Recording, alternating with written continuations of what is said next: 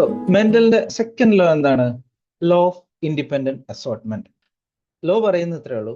Transmission of any one allele, ഏതെങ്കിലും ഒരു allele, transmission of any one allele of one gene into a gamete does not affect the likelihood of the transmission of allele of other gene into the same gamete. ഒരു ഗ്യാമേറ്റിനകത്തേക്ക് ഏതെങ്കിലും ഇപ്പൊ ടോൾനെസ്സിനെ കാണിക്കുന്ന ഒരു ഹൈറ്റിനെ കാണിക്കുന്ന രണ്ട് alleles ഉണ്ടാവും. ഒന്ന് ടോൾനെസ് ഉണ്ടാവും, ഡ്വാർഫ് ആയിട്ട് ക്യാരക്ടർ വരുന്ന ഒരു അല്ലീൽ ഉണ്ടാവും. ഈ ടോൾനെസ്സിനെ കാണിക്കുന്ന അല്ലീൽ ക്യാപിറ്റൽ ടി ഒരു ഗ്യാമേറ്റിലേക്ക് പോയിട്ടുണ്ടെന്ന് കരുതുക. അപ്പുറത്ത് കളർ കാണിക്കുന്ന രണ്ട് യെല്ലോ അതുപോലെ തന്നെ ഗ്രീൻ കളർ കാണിക്കുന്ന രണ്ട് അല്ലീൽസ് ഉണ്ട്. ഇതിലെ യെല്ലോ വേണമെങ്കിൽ ഈ ഗ്യാമേറ്റിലേക്ക് കയറാം, അഥവാ ഗ്രീൻ വേണമെങ്കിലും ഈ ഗ്യാമേറ്റിലേക്ക് കയറാം. ഒന്നാമത്തെ ജീനിന്റെ ഏത് അല്ലീലാണ് ഗ്യാമേറ്റിലേക്ക് എൻ്റർ ആവുന്നത് എന്നതിനെ ഡിപ്പെൻഡ് ചെയ്തല്ല രണ്ടാമത്തെ ജീനിന്റെ അല്ലീൽ ഗ്യാമേറ്റിലേക്ക് കയറുന്നത്.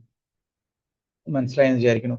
അതാണ് ഈ പറഞ്ഞു വെച്ചേക്കുന്നത്. അതായത് any one allele of one gene, ഒരു ജീനിന്റെ ഒരു അല്ലീൽ ഒരു ഗ്യാമേറ്റിലേക്ക് എത്തിക്കഴിഞ്ഞാൽ into the gamete, it does not effect the likelihood of the transmission of allele of the other gene. മറ്റ് ജീനിന്റെ അല്ലീൽ ഗ്യാമേറ്റിനകത്തേക്ക് എൻ്റർ ചെയ്യുന്നതിനെ അത് ബാധിക്കുന്നില്ല. ഇതിനെ സ്കീമാറ്റിക് ആയിട്ട് നമ്മൾ കുറച്ചും കൂടി റെപ്രസെന്റ് ചെയ്ത് പറയുകയാണെങ്കിൽ, നമ്മൾ ഗമേറ്റ് ഫോർമേഷൻ ഒക്കെ മോണോഹൈബ്രിഡ് ക്രോസിൽ പറഞ്ഞപ്പോൾ എക്സ്പ്ലെയിൻ ചെയ്തിട്ടുണ്ട്. ആ വീഡിയോ നോക്കിക്കഴിഞ്ഞാൽ ഗമേറ്റ് ഫോർമേഷനെ പറ്റി കുറച്ചും കൂടി ഡീറ്റെയിൽസ് അറിയാൻ പറ്റും. നമ്മളിപ്പം ഒന്ന് ഓടിച്ച് നോക്കിക്കഴിഞ്ഞാൽ ഒരു ഹോമോലോഗസ് ക്രോമസോംസ് ആണ് ഇവിടെ കാണിച്ചിരിക്കുന്നത്, രണ്ടെണ്ണം, 2 pairs ഓഫ് ഹോമോലോഗസ് ക്രോമസോംസ് ആണ്. അതിൽ റൗണ്ട് ആൻഡ് സീഡ് ഷേപ്പ് കാണിക്കുന്ന രണ്ട് അല്ലീൽസ് പറഞ്ഞിട്ടുണ്ട്, റൗണ്ട് ആൻഡ് റിങ്കിൾഡ് സീഡ്. അതുപോലെ തന്നെ സീഡിന്റെ കളർ കാണിക്കുന്ന രണ്ട് അല്ലീൽസും കാണിക്കുന്നുണ്ട്, യെല്ലോ ആൻഡ് ഗ്രീൻ കളർ. ഇതിനെ മിയോസ് 1 മെറ്റാഫേസിന്റെ സ്റ്റേജിൽ ഇക്വിറ്റോറിയൽ പ്ലേറ്റിൽ എങ്ങനെ കാണിക്കുന്നു എന്നുള്ളതാണ് ഈ സ്ട്രക്ചറിൽ കാണിച്ചിരിക്കുന്നത്. ഇത് ഒന്നാമത്തെ പോസിബിലിറ്റി ഇതാണ്. ഇക്വിറ്റോറിയൽ പ്ലേറ്റിൽ ക്യാപിറ്റൽ ആർ മുകളിലും ക്യാപിറ്റൽ വൈ മുകളിലും വരുന്ന കേസ് ഉണ്ടാകാം, സ്മോൾ ആർ താഴെയും സ്മോൾ വൈ ഇക്വിറ്റോറിയൽ പ്ലേറ്റിന്റെ താഴെയായിട്ടാണ്. അപ്പം അനാഫേസിൽ എന്ത് സംഭവിക്കും? അനാഫേസിൽ സ്പിൻഡിൽ ഫൈബേഴ്സ് ഫോം ചെയ്താൽ ഈ ക്യാപിറ്റൽ ആറും ഈ ക്യാപിറ്റൽ വൈയും ഒരുമിച്ച് ഒരു പോളിലേക്ക് പോകും.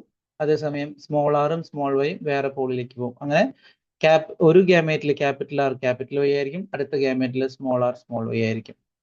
ഇത് ജസ്റ്റ് ഓപ്പോസിറ്റും സംഭവിക്കാം. അതാണ് ഇവിടെ ഒരു ഓർ ഇട്ട് വെച്ചിരിക്കുന്നത്. ഇക്വിറ്റോറിയൽ പ്ലേറ്റിൽ ഒന്ന് അറേഞ്ച് ചെയ്യുന്ന സമയത്ത് മുകളിൽ ക്യാപിറ്റൽ ആറും സ്മോൾ വൈ എന്ന കണ്ടീഷനും വരാം. There is A possibility. അതിന് ഒന്നും റെസ്ട്രിക്റ്റഡ് അല്ല. അതുപോലെ തന്നെ സ്മോൾ ആർ ക്യാപിറ്റൽ വൈ എന്നുള്ളത് താഴെയും വരാം. അത്തരം ഒരു കണ്ടീഷനാണ് വരുന്നതെങ്കിൽ എന്ത് സംഭവിക്കും? അനാഫേസിൽ ഈ പോളിലേക്ക് പോകുന്നത് ക്യാപിറ്റൽ ആർ സ്മോൾ വൈ എന്ന് പറഞ്ഞ ഒരു കണ്ടീഷൻ ആയിരിക്കും ആ ഗാമേറ്റിൽ ഉണ്ടാവുക. രണ്ടാമത്തെ ഗാമേറ്റിലോ സ്മോൾ ആർ ക്യാപിറ്റൽ വൈ എന്ന് പറയുന്ന ഒരു കണ്ടീഷൻ ആയിരിക്കും ഉണ്ടാവുക. അപ്പം ഇതിൽ ഏത് അറേഞ്ച്മെന്റ് വേണമെങ്കിലും പോസിബിൾ ആണ് ഈ ഗാമേറ്റ് ഫോർമേഷൻ. അതാണ് ഈ ലോയിൽ പറയുന്നത്. നമുക്ക് ലോ ഒന്നുകൂടി നോക്കി കഴിഞ്ഞാൽ മനസ്സിലാവും. Transmission of any one allele of one gene into a gamete does not effect the likelihood of the transmission of allele of other gene into the same gamete. I think you got the idea. നമുക്ക് ഈ law ഉണ്ടാക്കുന്നത്, Mendel ഉണ്ടാക്കുന്നത് ഒരു dihybrid cross നടത്തിയിട്ടാണ്. Dihybrid cross എന്ന് പറഞ്ഞു കഴിഞ്ഞാൽ രണ്ട് ക്യാരക്ടറിനെ ഒരുമിച്ച് കൺസിഡർ ചെയ്തിട്ട് നമ്മൾ ക്രോസിംഗ് നടത്തുമ്പോൾ അതിനെ ഡൈഹൈബ്രിഡ് ക്രോസ് എന്ന് വിളിക്കുന്നു. സിംഗിൾ ക്യാരക്ടർ മാത്രം കൺസിഡർ ചെയ്തിട്ടാണ് നമ്മൾ മോണോഹൈബ്രിഡ് ക്രോസ് എന്ന് പറയും. ഇവിടെ ഡൈഹൈബ്രിഡ് ക്രോസിനോട് കൺസിഡർ ചെയ്തിട്ടുള്ള രണ്ട് ക്യാരക്ടേഴ്സ്, ഒന്ന് സീഡിന്റെ ഷേപ്പ് റൗണ്ട് അല്ലെങ്കിൽ റിങ്കിൾഡ് എന്നുള്ളതും സീഡിന്റെ കളർ യെല്ലോ അല്ലെങ്കിൽ ഗ്രീൻ എന്നുള്ളതാണ്. റൗണ്ട് യെല്ലോ സീഡ് രണ്ടും ഹോമോസൈഗസ് കണ്ടീഷനിലുള്ള പ്ലാന്റ്സ് ആണ് കൺസിഡർ ചെയ്തേക്കുന്നത്. അതായത് റൗണ്ട് യെല്ലോനെ ക്യാപിറ്റൽ ആർ ക്യാപിറ്റൽ വൈ എന്ന കണ്ടീഷനും റിങ്കിൾഡ് ഗ്രീനിനെ സ്മോൾ ആർ സ്മോൾ വൈ എന്ന കണ്ടീഷനാണ്. ഫീമെയിൽ പാരന്റ് ആക്കിയിട്ട് എടുത്തിട്ടുള്ളത് റൗണ്ട് യെല്ലോനെയും മെയിൽ പാരന്റ് ആക്കി എടുത്തിട്ടുള്ളത് റിങ്കിൾഡ് ഗ്രീനിനെയാണ്. നമുക്ക് നോക്കിയാൽ അറിയാം, ഇതിന് ഗാമീറ്റ് ഫോർമേഷൻ നടത്തുമ്പോൾ ഒറ്റ പോസിബിലിറ്റി ഉള്ളൂ. എന്താണ്? ഒരു ക്യാപിറ്റൽ ആറും ഒരു ക്യാപിറ്റൽ വൈയും. കാരണം രണ്ട് ക്രോമസോമിന്റെയും ഓരോ കമ്പോണന്റ് നമുക്ക് പോകണം. മീൻസ് രണ്ട് ഹോമോലോഗസ് പെയറിൽ നിന്നും ഓരോരുത്തർ വരണം. ഇതിലെ ഹോമോലോഗസ് പെയറിൽ രണ്ടിലിരിക്കുന്ന ക്യാപിറ്റൽ ആർ ആണ്, അപ്പൊ എന്തായാലും ഒരു ക്യാപിറ്റൽ ആർ പുറത്തേക്ക് വന്നേ പറ്റൂ. രണ്ടിലിരിക്കുന്ന ക്യാപിറ്റൽ വൈ ആണ്, അപ്പോൾ ഒരു ക്യാപിറ്റൽ വൈ എന്തായാലും വന്നേ പറ്റൂ. അതാണ് ഈ ഗമേറ്റ് ഇവിടെ ഉണ്ടായിരിക്കുന്നത്. ക്യാപിറ്റൽ ആർ ക്യാപിറ്റൽ വൈ എന്നുള്ള ഗമേറ്റ് പോസിബിലിറ്റി മാത്രമേ ഇവിടെ ഉള്ളൂ. അതുപോലെ തന്നെ മെയിൽ പാരന്റിൽ സ്മോൾ ആർ സ്മോൾ വൈ എന്നൊരു പോസിബിലിറ്റി മാത്രമേ നിലവിലുള്ളൂ. അത് രണ്ടും കമ്പൈൻ ചെയ്ത് F1 progeny capital R capital Y small Y എന്ന കണ്ടീഷനിലായിരിക്കും. അത് റൗണ്ട് യെല്ലോ ആയിരിക്കും. കാരണം ഡോമിനന്റ് അല്ലീലാണ് ഈ ക്യാപിറ്റൽ ആറും ക്യാപിറ്റൽ വൈയും. റൗണ്ട് അല്ലീൽ അവിടെ ഉണ്ടെങ്കിൽ റിങ്കിൾഡിന്റെ അല്ലീലിന് എക്സ്പ്രസ് ചെയ്യാനുള്ള കഴിവ് കിട്ടില്ല. അതാണ് ഡോമിനൻസ്. അതേസമയം യെല്ലോ കളർ ഉണ്ടാക്കുന്ന അല്ലീൽ അവിടെ ഉണ്ടെങ്കിൽ അവിടെ ഗ്രീൻ കളറിന് എക്സ്പ്രസ് ചെയ്യാൻ സമ്മതിക്കില്ല. അതാണ് ഗ്രീൻ റിസസീവ് അല്ലീലാണ്, യെല്ലോ അവിടുത്തെ ഡോമിനന്റ് അല്ലീലാണ്. അപ്പൊ ഇവിടുത്തെ ഫിസിക്കൽ ഫിനോട്ടിപ്പിക്കലി നോക്കി കഴിയുമ്പം ക്യാരക്ടർ ഉണ്ടാവുക റൗണ്ട് യെല്ലോ എന്നായിരിക്കും F1 ഉണ്ടാവുക. ഇതിനെ നമ്മൾ സെൽഫ് ചെയ്യാൻ വിട്ടുകൊടുക്കുകയാണ്. സെൽഫിംഗ് എന്ന് പറഞ്ഞു കഴിഞ്ഞാൽ ഈ ചിഹ്നം കാണിച്ചു കഴിഞ്ഞാൽ സെൽഫിങ്ങിന്റെ സിമ്പിൾ ആണത്. ഇവിടെ capital R capital Y small Y എന്ന കണ്ടീഷനാണുള്ളത്. അതുകൊണ്ട് തന്നെ വീണ്ടും ക്രോസ് ചെയ്ത് കഴിയുമ്പം നമുക്ക് ഗമേറ്റ് ഫോർമേഷൻ ഒരുപാട് പോസിബിലിറ്റീസ് ആണ് അല്ലെ. ക്യാപിറ്റൽ ആർ ക്യാപിറ്റൽ വൈന്റെ കൂടെ ചേരാം, ക്യാപിറ്റൽ ആറിന് വേണമെങ്കിൽ സ്മോൾ വൈന്റെ കൂടെ ചേരാം, സ്മോൾ ആറിന് ക്യാപിറ്റൽ വൈന്റെ കൂടെ ചേരാം, സ്മോൾ ആറിന് വേണമെങ്കിൽ സ്മോൾ വൈന്റെ കൂടെ ചേരാം. അതാണ് ഡിഫറെന്റ് പോസിബിൾ ഗമേറ്റ്സോടെ ഇത് ചെയ്യണം. Capital R capital Y, capital R small Y, small R capital Y, small R small Y. ഇനി ഇതിങ്ങനെ ക്രോസ് ചെയ്ത് ഇവർക്കും ഉണ്ടാവും ഇതുപോലെ 4 ഗമേറ്റ്സ്. അതിൽ നിന്നുണ്ടാവുന്ന കോമ്പിനേഷൻസ് ഈ ക്യാപിറ്റൽ ആർ ഈ F1 എഴുതിയതുപോലെ അത്ര സിമ്പിൾ ആയിട്ട് നമുക്ക് കണ്ടുപിടിക്കാൻ പറ്റുന്ന ഒന്നുമില്ല. കുറച്ചുകൂടി കോംപ്ലിക്കേറ്റഡ് ആണ്. അത്തരം കോംപ്ലിക്കേറ്റഡ് കേസുകളിൽ നമ്മൾ ഉപയോഗിക്കുന്ന ഒരു പട്ടികയാണ് പുന്നറ്റ് സ്ക്വയർ. പുന്നറ്റ് സ്ക്വയർ വെച്ച് നമുക്ക് സിമ്പിൾ ആയിട്ട് ഇതിൽ ഏതൊക്കെ ടൈപ്പ് പ്രോജനീസ്, ഏതൊക്കെ ജീനോടൈപ്സ് ഉണ്ടാവാം, ഏതൊക്കെ ഫിനോടൈപ്സ് ഉണ്ടാവാം കണ്ടുപിടിക്കാൻ പറ്റും. പുന്നറ്റ് സ്ക്വയറിൽ നമ്മൾ എന്ത് ചെയ്യും? ഇവിടെ നമ്മളിപ്പോൾ മെയിൽ ആണ്, ഇവിടെ ഫീമെയിൽ ആണെന്ന് വിചാരിക്കുക. മെയിലിൽ ഉണ്ടാകാൻ പോസിബിൾ ആയിട്ടുള്ള ഗമേറ്റ്സ് എല്ലാം ഇവിടെ എഴുതുക. ഇവിടെ ഏതൊക്കെയാണ് ഗമേറ്റ്സ് ഉണ്ടാവുക? Capital R capital Y, capital R small Y, small R capital Y, small R small Y. Same gametes ആണ് ഫീമെയിലിനുണ്ടാവുക. Capital R capital Y, capital R small Y, small R capital Y, small R small Y. ഇനി Punnett സ്ക്വയറിൽ നമ്മൾ എന്ത് ചെയ്യും? ഓരോ കള്ളികളും ഓരോ സെല്ലുകളും നമുക്ക് ഫില്ല് ചെയ്യണം. ഫില്ല് ചെയ്യാൻ എന്താ ചെയ്യുക? ഈ സെൽ എന്ന് പറഞ്ഞു കഴിഞ്ഞാൽ ഇതിനെയാണ് നമ്മൾ കൺസിഡർ ചെയ്യുക. അപ്പം ഇവിടെ നമ്മൾ നോക്കിക്കഴിഞ്ഞാൽ ക്യാപിറ്റൽ ആർ ഇതിന്റെ ക്യാപിറ്റൽ ആർ എടുത്തു, ഇതിന്റെ ക്യാപിറ്റൽ ആർ എടുത്തു, ഇവിടുത്തെ ക്യാപിറ്റൽ വൈ എടുത്തു, ഇവിടുത്തെ ക്യാപിറ്റൽ വൈ എടുത്തു. ഇവിടേക്ക് പോകുമ്പോഴോ ഇവിടെ നിന്ന് ക്യാപിറ്റൽ ആർ വരും, ഇവിടെ നിന്നും ക്യാപിറ്റൽ ആർ വരും, ഇവിടെ നിന്ന് സ്മോൾ വൈ വരും, ഇവിടെ നിന്ന് ക്യാപിറ്റൽ വൈ വരും. അടുത്ത കേസിൽ പോയി കഴിഞ്ഞാൽ capital R small R, capital Y, capital Y, capital R small R, capital Y, small Y. ഇങ്ങനെയാണ് വരിക. ഇവിടേക്ക് പോയി കഴിഞ്ഞാലോ ഇതിന്റെ ക്യാപിറ്റൽ ആർ വരും, ഇതിൽ നിന്നൊരു ക്യാപിറ്റൽ ആർ വരും, ഇത് ക്യാപിറ്റൽ വൈ, സ്മോൾ വൈ. അങ്ങനെ ഇത് കംപ്ലീറ്റ് നമുക്ക് ഫില്ല് ചെയ്തെടുക്കാം.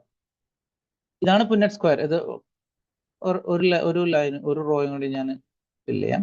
സ്മോൾ വൈ, ഇവിടുത്തെ ക്യാപിറ്റൽ ആർ ഇവിടെ നിന്ന് സ്മോൾ ആർ വരും, ക്യാപിറ്റൽ വൈ, സ്മോൾ വൈ, ഇവിടെ capital R small R, small Y. ഇങ്ങനെയാണ് ഇത് ഫില്ല് ചെയ്ത്. ഇതിലത്തെ 16 കള്ളികളും നമുക്ക് ഫില്ല് ചെയ്തെടുക്കാം. അത് ഫില്ല് ചെയ്ത് കഴിഞ്ഞാൽ ഏകദേശം ഇതുപോലാണ് ഇരിക്കുക. ക്യാപിറ്റൽ ആർ ക്യാപിറ്റൽ വൈ അവരാരായിരിക്കും? Round and yellow. ഇത് റൗണ്ട് ആൻഡ് യെല്ലോ. കാരണം എന്താ? യെല്ലോ ഇവിടെ ഡോമിനന്റ് ക്യാരക്ടർ ആണ്, അപ്പൊ യെല്ലോ കളറെ കാണിക്കുള്ളൂ. വൈ റിസസീവ് അല്ലീൽ ഉണ്ടെന്ന് പറഞ്ഞിട്ട് യാതൊരു ഗുണമില്ല, അതിന്റെ ക്യാരക്ടർ എക്സ്പ്രസ് ചെയ്യാൻ സമ്മതിക്കില്ല. Round yellow, round green. രണ്ടും റിസസീവ് അല്ലീൽസ് ആണ്. അപ്പം റിസസീവ് അല്ലീൽസ് ഒരുമിച്ച് പെയറായി വന്നു കഴിഞ്ഞാൽ റിസസീവ് ക്യാരക്ടർ എക്സ്പ്രസ് ചെയ്യും.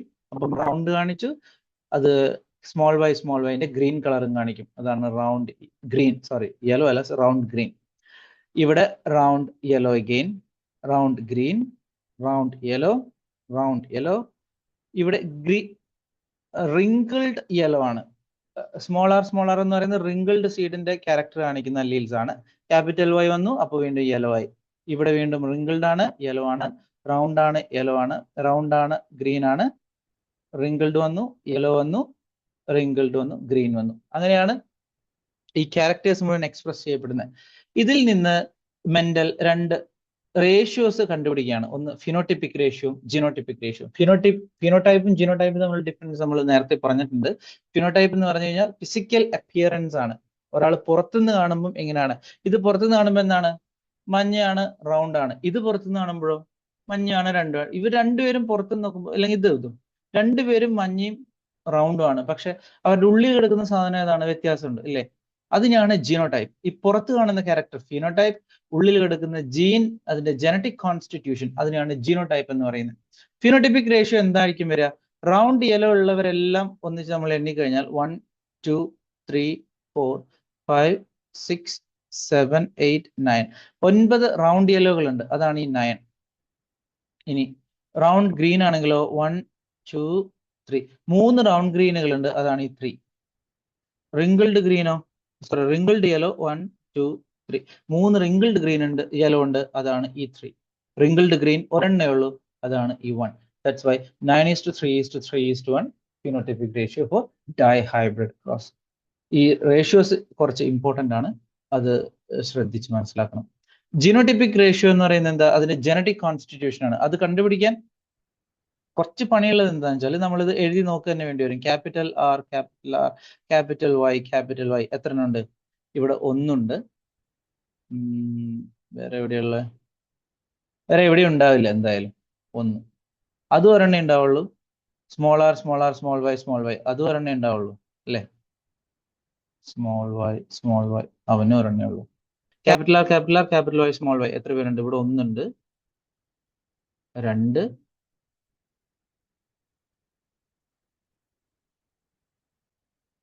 രണ്ടെണ്ണേ ഉള്ളൂ.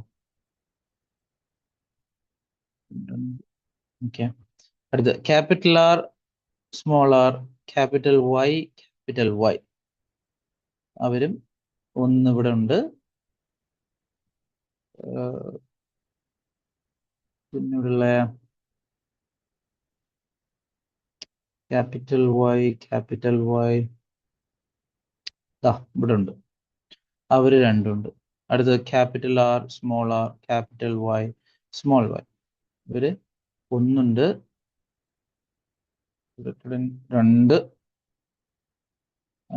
മൂന്ന്, നാലുണ്ട്. Capital R, small R, capital Y, small Y. അങ്ങനെ ഓരോ ജീനോടൈപ്പ് നമ്മൾ എഴുതി വന്നു കഴിഞ്ഞാൽ അത് ഈ റേഷ്യോയിലേക്കായിരിക്കും അവസാനിക്കുക. 1:2:1:2:4:2 1:2:1. ആ റേഷ്യോ പല രീതിയിലും പല ബുക്കുകളിൽ എഴുതുന്നുണ്ടാവും. ഞങ്ങൾ ഡിഗ്രിക്കൊക്കെ പഠിക്കുന്ന സമയത്ത് ഇങ്ങനെയാണ് എഴുതി പഠിച്ചിട്ടുള്ളത്. ഒരു 4 ഇട്ടിട്ട് അതിൻ്റെ ഇപ്പുറത്ത് 2 2 1 1 2 2 1 1. അപ്പം ഓർത്ത് വയ്ക്കാൻ കുറച്ചുകൂടി എളുപ്പമുണ്ടെന്ന് മാത്രം. ഇല്ലെങ്കിൽ 1:1:1:1 4 2:2:2:2 അങ്ങനെ എഴുതാം. റേഷ്യോ ആണ്, ഏത് ഓർഡറിൽ എഴുതിയാലും പ്രശ്നമില്ല. പക്ഷെ ഓരോന്നും ഏതാണെന്നുള്ളത് സ്പെസിഫൈ ചെയ്യേണ്ടി വരുന്ന മാത്രം ഒരു എക്സ്പ്ലനേഷൻ കൊടുക്കേണ്ടി വരും. അതാണ് phenotypic and genotypic ratio. That's about dihybrid cross. Okay, thank you.